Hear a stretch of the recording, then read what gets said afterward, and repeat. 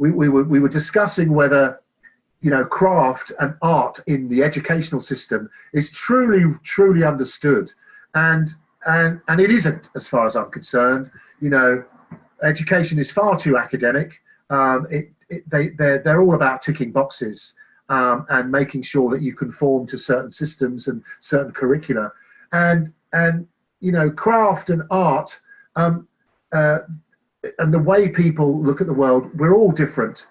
Children are all different, and that should be celebrated. That really should be celebrated, rather than shunned and tried to sort of tie down into a specific model of education.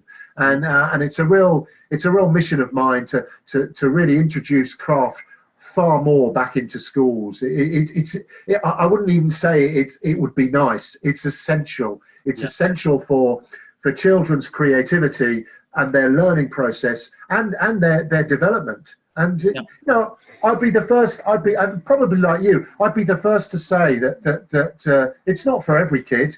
You know, as I say, when I was given a lump of clay by my art teacher, half the class started a clay fight, and the other half actually made something. And you know, it's not for everyone. But when you get a child or a person or an adult who touches a particular material that they've never worked with before, and you see their eyes light up, and that revelation, like, my God, why haven't I done this before?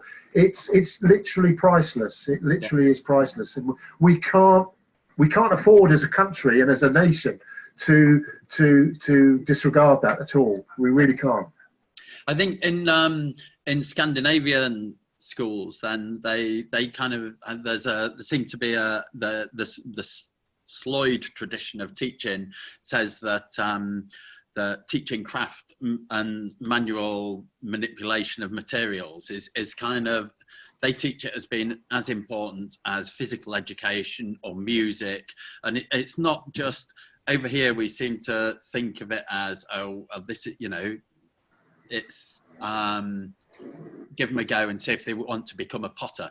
But over there, it's viewed as being part of the education as a whole human being, and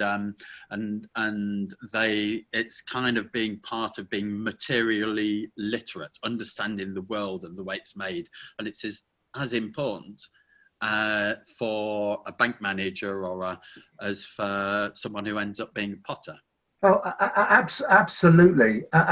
Well, you know, in Japan, if you're a potter or a ceramicist or whatever they want to call themselves, it's likened to being a solicitor. It's really up there. Right. And for years in this country, we've looked at the creative arts in education as a kind of a fob off. Oh, little Johnny's no good at maths. Maybe he'll be good at art. Let's palm him off on doing a bit of craft, because at least then he won't be a bother to us. He won't be a bother to the system. And you know, it's that kind of mentality that's totally wrong. And you know, as a society, as a nation, we are so creative, and I think, you know, one of the reasons why that is because we do have this, you know, growing up in the 80s, you did have this kind of open-ended creative kind of sphere for people to just get on and do whatever they wanted to do, and that now is being very much curtailed and into a sort of a conformist system, and it's a bloody nightmare. And what else is happening is that you're getting this two-tier system where only the kids that can afford it, if their parents can afford them to do craft, are doing craft.